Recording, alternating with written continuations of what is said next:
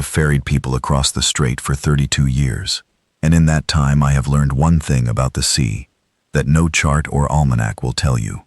It does not negotiate. The tide comes when it comes. The current runs where it runs. The waves do not care whether you are a fisherman, or a duke, or a girl collecting seaweed on the rocks below the cliff. My name is Jem Pascoe. I am 58 years old, the ferryman of Ravencliffe, and the only time in 32 years that I saw the sea lose an argument was the afternoon the Duke of Ravencliffe climbed down 40 feet of cliff face in a November storm and carried a chandler's daughter off the rocks. I should explain the Duke, because the Duke is where the story properly begins. The Duke of Ravencliffe was 36 years old, tall, broad-shouldered, dark-haired, and possessed of the kind of silence that is not shyness or coldness, but something older and heavier than either. His brother, Lord Edward, had drowned 3 years before, caught by a rip current while swimming off the point, pulled under before anyone could reach him, and the Duke had not been the same man since. He had been at the estate when it happened. He had not been at the beach.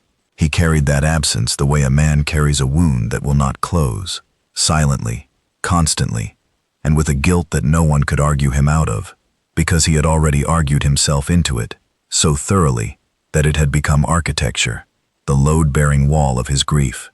He walked the cliffs, every day, in every weather. The Duke of Ravencliffe walked the cliff-top path from the estate to the point and back, 2 miles each way, along the chalk edge, with the sea below and the wind and the gulls and the vast gray emptiness of the channel stretching to France. The village knew his walk, the way they knew the tide tables. You could set your watch by the Duke's black coat moving along the cliff at 4 o'clock. What he was looking for, no one asked. What he was looking at, the water, always the water. Everyone understood.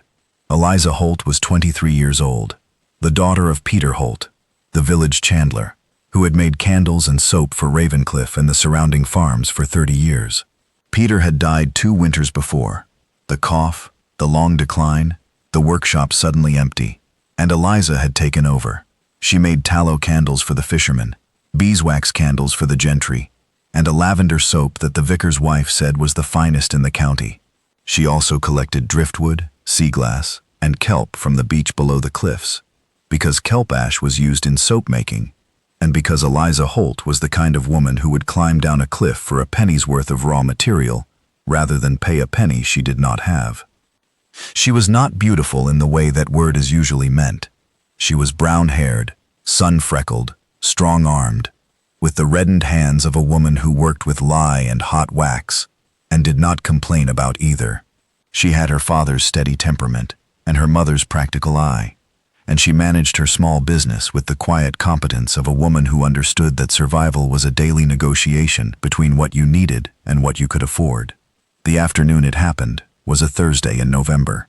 The weather had been rough all week, autumn storms battering the coast, the sea gray and heavy and ill-tempered, but Thursday dawned calm, or what passes for calm on that stretch of coast, which is to say the wind had dropped from savage to merely unpleasant, and the waves had settled from murderous to merely dangerous.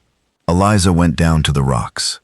The path to the beach below the cliffs was not a path in any proper sense. It was a series of footholds cut into the chalk by generations of fishermen and smugglers, steep, narrow, slippery when wet, and terrifying to anyone who was not accustomed to it. Eliza was accustomed to it.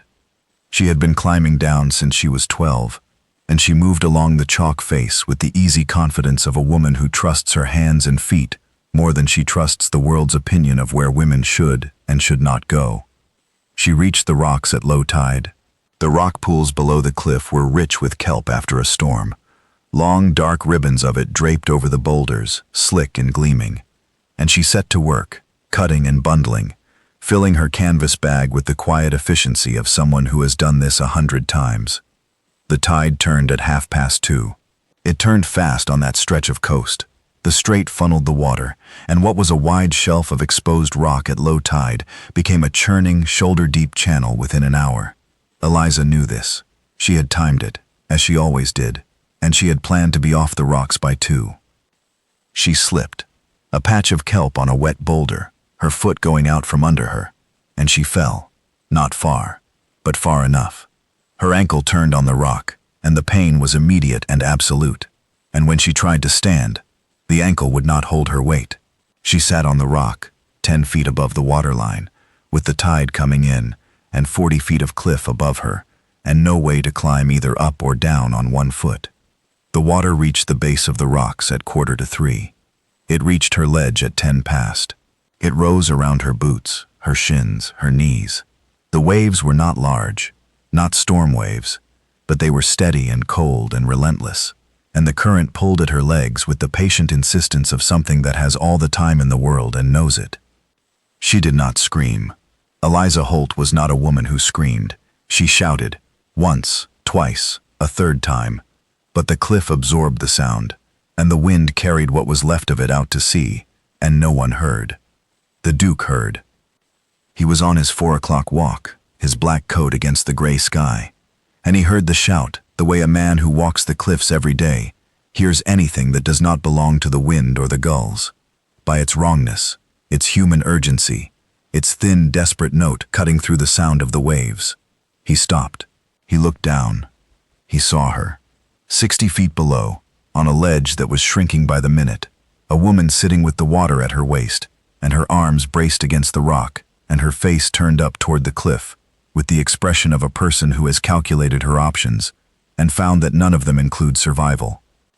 The Duke's valet, who was walking behind him, as the valet always did, said, "Your Grace, I will go for the Coast Guard. The Coast Guard is in Whitstable. He will not be here for an hour." Then the fishermen. "The fishermen are at sea. She does not have an hour, Brooks. She does not have 20 minutes. He took off his coat. He took off his boots. And the Duke of Ravencliffe, who had spent 3 years walking the cliffs above the water that had taken his brother, climbed over the edge and went down. I was not there. I was at the ferry 1/2 mile east, and I did not see it happen. What I know from Brooks, who watched from the top with his hands clenched and his face the color of chalk, and from Eliza, who told me later in the quiet, matter-of-fact voice of a woman who still could not quite believe what she had seen. He climbed down the cliff face, 40 feet of wet chalk, with no rope, no harness, nothing but his hands and his stockinged feet finding holds in the eroded rock. Brooks said he moved slowly and steadily, the way a man moves who has decided that falling is not an option, and has communicated this decision to his body with sufficient authority that his body has agreed. He reached her ledge. The water was at her chest by then, cold, dark, heavy with the pull of the current, and she was holding the rock with both hands, and her injured ankle was twisted beneath her, and she was shaking with cold and effort, and the particular exhaustion of a person who has been fighting the sea and losing. He did not speak. He put his arms around her and lifted her. Eliza Holt, who weighed 9 stone in her wet clothes and her boots full of water, and he carried her to a higher ledge, a shelf of rock 3 feet above the water line that would stay dry for another hour if the tide did not surge. They sat on that ledge for 40 minutes, waiting for the water to stop rising. She was pressed against him. There was no room for anything else. The ledge was barely 4 feet wide, and he held her against his chest, and she shivered, and neither of them spoke for a long time, because speaking required energy that neither of them had. Then she said, "You climbed down a cliff." "Yes, in your stockings. My boots would have slipped. You could have died. The alternative was watching you die. I have watched someone die in the water once. I will not do it again." She was quiet after that. Then she said, "Your brother." "Yes, I am sorry. I was not there when it happened. I have spent 3 years on that cliff, trying to understand how I was not there. You were there today." He looked at her, this cold, wet, shivering woman on a rock ledge with a swollen ankle and kelp in her hair, and the composure to have a conversation about grief, while the tide tried to take them both. And I believe that was the moment, though neither of them would have named it then, the moment when the Duke of Ravencliffe stopped looking at the sea for what it had taken, and started looking at what it had, inexplicably, given him. The tide turned. The water dropped. They climbed back, slowly, painfully, with Eliza on his back for the worst of the chalk face. her arms around his neck, and her weight on his shoulders, and her swollen ankle dangling, and Brooks pulled them over the top, and the Duke lay on the grass at the cliff's edge, breathing hard, with his shirt torn and his hands bleeding from the chalk, and Eliza Holt sitting beside him looking at the sea with an expression that contained fury and relief, and something else that I would later learn to recognize as the beginning of devotion. The village heard about it by evening. A village always hears.